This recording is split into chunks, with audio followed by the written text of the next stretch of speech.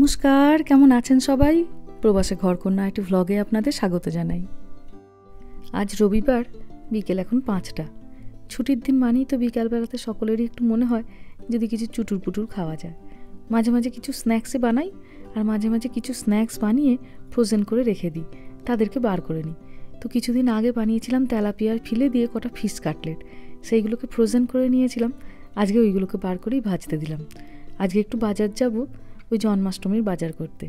তো ফ্রিজে এই দুটো ব্রোকলি পড়েছিল।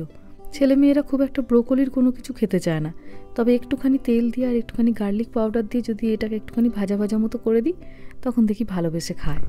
তাই ব্রোকলিটাকেও বানিয়ে নিচ্ছি। ছেলে মেয়েদেরকে খাইয়ে নিয়ে তারপরে প্রথমে যাব পার্কে। তবে আজকে পার্কে আর খেলাতে যাব না। আরজিকর কাণ্ডের বিচারের দাবিতে আজ আমাদের পাড়া থেকে একটি প্রতিবাদ মিছিলে ডাক দেওয়া হয়েছে, সেখানেই যাব। পার্কে মিছিল শেষ হবার পরে তারপরে সেখান থেকে যাব জন্মাষ্টমীর বাজার করতে। এ তো আপনারা দেখেইছিলেন কদিন আগে আমি গেছিলাম আর একটি প্রতিবাদ মিছিলে। তবে বাড়ি থেকে সেটি অনেকটা দূরে ছিল, আর সেটি ছিল উইকডেজে। ওর বাবা তো তখন তাই যেতে পারেনি, কিন্তু আজকের মিছিলটাতে ওর বাবা যাবে। তবে মেহাকে নিয়ে যাব না, জানেন, সেই একই কাণ্ড। মেয়েটার মনে এখন থেকে দেশ সম্পর্কে কোনো খারাপ জিনিস ঢোকাতে চাইছি না।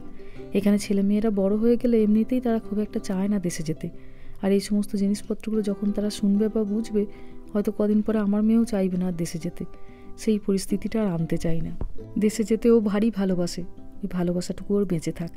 একটুখানি অল্প তেল নিয়ে শুধু ব্রোকলিটাকে একটু নেড়ে নিয়েছি, আর নামাবার আগে একটুখানি রসুন পাউডার দিলাম।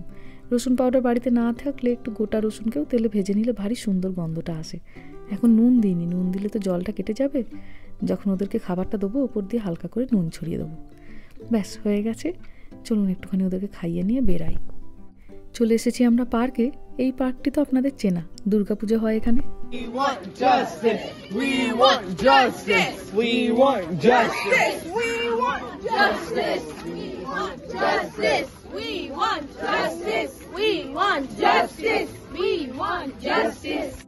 রামাটা সামনের পার্কে খেলছে, আর মেহাকে ওর বন্ধুর বাড়িতে ড্রপ করেছি।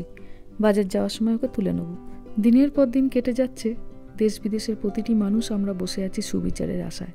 তবে চারিদিকের এত প্রতিবাদ কিছুতেই বিফলে যাবে না, বিচার তো আমরা পাবো। সবাই বলে বেটি বাঁচাও, বেটি পড়াও, মেয়েদের নিজেদের পায়ে দাঁড় করাও। তাই লেখাপড়া করে যখন ডাক্তার হতাম আমি, তুমি কিন্তু হারাতে না তোমার মনের মনে। আমি যদি তোমার কিছু না হবে।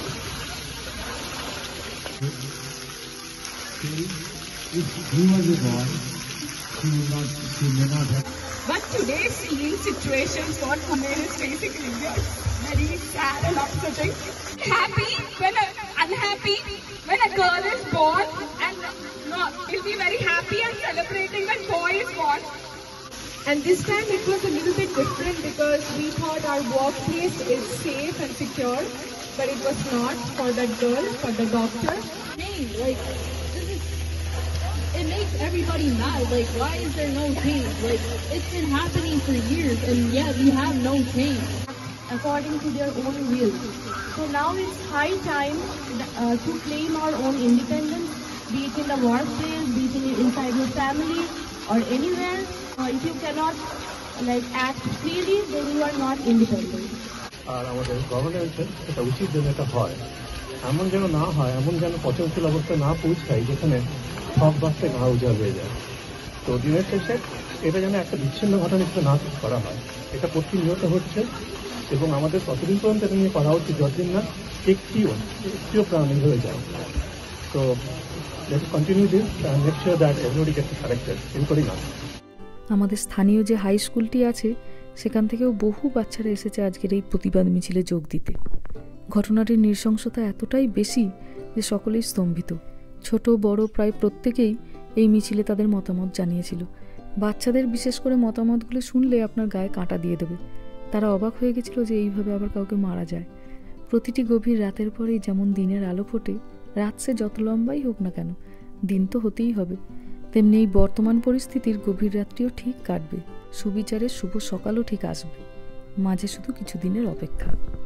চলুন এবার আগুনের পরশমণি গানটি গাইতে গাইতে আমরা সকলেই মাঠটিকে একবার গোটাটা ঘুরবো, তারপরে যে যার গন্তব্যে ফিরে যাব। দেশে যেমন এই ঘটনাটির সুবিচার চেয়ে প্রতিদিন প্রতিবাদ চলছে, আমাদের আমেরিকার মাটিতেও তাই চলছে জানেন। হয়তো প্রতি সপ্তাহে সম্ভব হয় না বিভিন্ন জায়গার প্রতিবাদ মিছিলে গিয়ে যোগদান করাটা, কিন্তু মোবাইলের স্ক্রিনে সকলেই চোখ চেয়ে বসে থাকি কবে সেই সুদিন আসবে।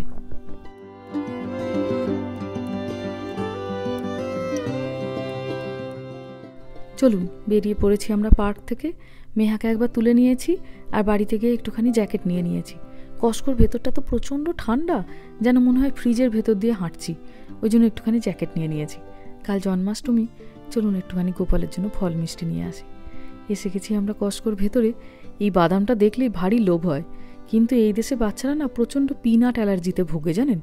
মেহার একবার এই বাদামটা খাওয়ার পরে গোটা মুখটা ফুলে গেছিল, তারপর থেকে আর নিয়ে যাই না, কিন্তু এলে একবার করে এই বাদামটা চোখের সামনে থাকলে একটু হাত দিয়ে দেখি।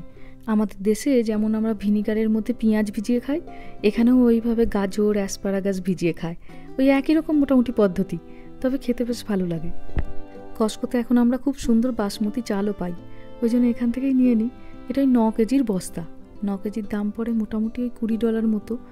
$20 মানে প্রায় ধরুন ওই 1600 টাকা, মানে প্রায় ধরুন ওই 170 টাকা করে কেজি পড়ে। গোপালের সাথে সাথে গোপালের দাদা দিদির জন্যও টুকটাক খাবার দাবার তুলতে হবে। স্কুল খুলে গেছে তো, ওই জন্য এখন কিছু টুকটাক ওই স্ন্যাক্সের জিনিসপত্র নেবো আর একটু জুস নেবো। এটিতে আছে লেমনেড। লেমনেড হচ্ছে লেবু আর জল, তো এটাকে আর পয়সা দিয়ে কিনি না, বাড়িতেই করে নিই। আর এটি হলো গ্রেপ ফ্রুটের জুস। প্রথমে ভেবেছিলাম এই গ্রেপ ফ্রুটটা কী, মনে হতো বাতাবি লেবু, কিন্তু একবার গুগল করে দেখেছিলাম গ্রেপ ফ্রুটকে বলে জামগুড়া, আমাদের দেশের নাকি শরবতি লেবু বা মুসুম্বি লেবুর মতো। আর এইটাতে হচ্ছে গিয়ে ক্র্যানাবেরির জুস, ক্র্যানাবেরি আর রসবেরি দুটোই আছে, তবে এটা আবার ছেলেমেয়েরা খুব একটা খেতে চায় না। এদেশে প্রচণ্ড এই জুস খাওয়ার চল জানেন। প্রায় প্রত্যেকটি দোকানেই আপনি শীত গ্রীষ্ম বর্ষা সব সময় দেখবেন জুস বিক্রি হয়। এটিতে আছে অ্যাপেল জুস, তবে অ্যাপেল জুস নেবো না, নেবো একটুখানি ম্যাঙ্গো জুস।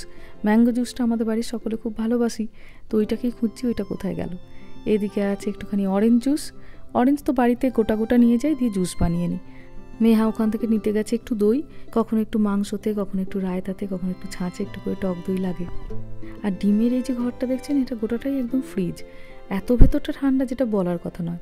শুধুমাত্র আমি এসেছি, বাচ্চাগুলোকে আর নিয়ে আসিনি। ওরা এই ঘরটার বাইরে দাঁড়িয়ে আছে ওর বাবার সঙ্গে।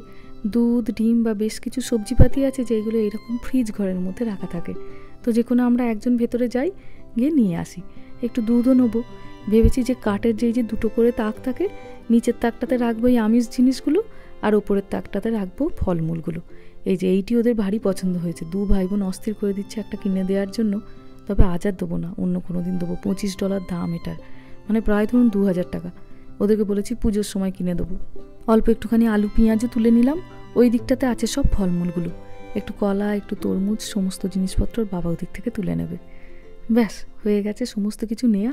কি সুন্দর এখানে আউটডোর ফার্নিচারগুলো এসেছে দেখুন, একদম সিজনের শেষ, ওই জন্য বেশ সুন্দর ডিলও চলছে দেখছি এইগুলোর ওপর। এরপর তো এগুলো আর বিক্রি হবে না, এরপর তো ঠান্ডা পড়ে যাবে, আর শীতকাল মানেই তো বর্ষাকাল শুরু হয়ে যাবে, তার সাথে সাথে আবার সামনের বছর আসবে এগুলো। গরমের শুরুতে যখন এই জিনিসগুলো আসে তখন আবার প্রচণ্ড দাম থাকে, আর এখন তো প্রায় শেষের দিকে, ওই জন্য ছাড়গুলো দিচ্ছে। চলুন, হয়ে গেছে জিনিসপত্র সব নেয়া, এবার ধীরে সুস্থে বাড়ি ফিরি। আবার কালকে সকাল থেকে তো শুরু হয়ে যাবে স্কুল, তবে ইচ্ছা আছে কালকে যখন ছেলেমেয়েরা স্কুল থেকে বাড়ি ফিরবে তারপর সন্ধেবেলায় করব গোপালের পুজো, যাতে ওরাও সঙ্গে থাকতে পারে।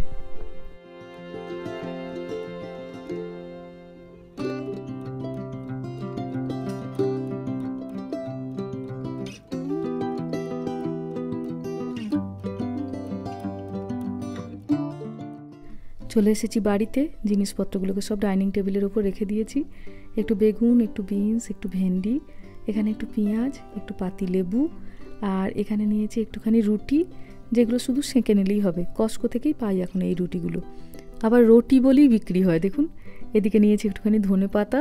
কস্কোর কাছেই একটি ইন্ডিয়া বাজার আছে, ওখানেও চলে গেছিলাম মিনিট 15-এর জন্য, কারণ কস্কোতে আমরা সমস্ত ইন্ডিয়ান সবজিপাতি পাই না, ওই জন্য যেটুকু পাই ওইটুকু নিয়ে নিই, বাকিটুকু ইন্ডিয়া বাজার থেকে নিই। একটু নিয়েছি অ্যাভোকাডো, 2 প্যাকেট কারি পাতা, একটু টমেটো, একটুখানি ব্লুবেরি ফলমূলের জন্য, আর এদিকে নিয়েছি একটা বাটার বিস্কুট মতো। এটা খেতে খুব ভালো হয়, তবে মিষ্টিটা একটু কম থাকে। এটা আমি ওর বাবা দুজনেই আমাদের ভারী পছন্দের। একটু আলু, একটুখানি এই যে ম্যাঙ্গো জুস। ম্যাঙ্গো জুসটা পেয়েছিলাম একটু অন্যদিকে জানেন, যেখানে জুসগুলো রাখা ছিল সেখানে আবার এটা পেলাম না। একটুখানি ব্রোকলি আর এটা ছেলে মেয়েদের স্ন্যাক্সে দেওয়ার জন্য গোটা গোটা মটরশুঁটি সেইগুলোকে বেক করে দেয়, খুব সুন্দর লাগে খেতে। এমনি চিপস খাওয়ার থেকে এটা একটু ভালো হয়। আর এদিকে আছে একটুখানি ক্যাপসিকাম, একটু আপেল, একটুখানি মারি বিস্কুট, সকালে চায়ের জন্য এটা তো দরকারই হয়। একদম 3 প্যাকেট নিয়ে চলে এসেছি। এখানে একটুখানি ম্যাগির সস, পিছন দিকে দইটা যেটা মেহা নিয়েছিল সেটা, একটুখানি আবার ফ্রোজেন খাবার দাবারও তুলেছি। সন্ধ্যেবেলার দিকে মাঝে মাঝেই বাচ্চাদের ইচ্ছা করে না ফল খেতে, 1-8 দিন যাদের একটু বানিয়ে দিতে পারি। এটি নিয়েছি ওই যে ফ্রোজেন খাবারই, এটা টেটার টটস, আলু দিয়ে তৈরি, তবে ভাজার দরকার পড়ে না। শুধু যদি এয়ার ফ্রায়ারে 18 থেকে 20 মিনিটের জন্য দিয়ে দেন তাহলেই ভারী সুন্দর তৈরি হয়ে যায়। নিয়েছি একটু ম্যাগি, একটাই ওটস ম্যাগি পেলাম, আর বাকিগুলো পেয়েছি ওই আটা নুডলস। তাই ভালো, ময়দার নুডলসটা একটু না নেবারই চেষ্টা করি, আটা বা ওটসেরটা পেলেই বেশি খুশি হই। এদিকে নিয়েছি একটুখানি কুকিজ, ছেলে মেয়েদের মাঝে মাঝে একটা করে প্যাকেট দেবো। এখানে 42টা ছোটো ছোটো প্যাকেট আছে, আর এই এক একটা ছোটো ছোটো প্যাকেটে আবার ছোট্ট ছোট্ট কুকিজ থাকে প্রায় ওই 5-7টা মতো, বেশ ভালো হয় খেতে। আর এবার কস্কো থেকে নিয়েছি একটুখানি এই যে সিঙ্গারা। সাধারণত আমরা ইন্ডিয়া বাজার থেকে হলদিরামের ফ্রোজেন সিঙ্গারাটা নিই, কিন্তু গত সপ্তাহে পাইনি, ওই জন্য কস্কোতে এবার এই সুখির কি সিঙ্গারা একটা এসছে, বললো ভালো, তো ওই জন্য নিয়ে নিলাম। আলু আর মটরশুঁটি দিয়ে তৈরি, ভেতরে আবার চাটনিও দেওয়া আছে, তো ওই জন্য এটা নিয়ে নিয়েছি।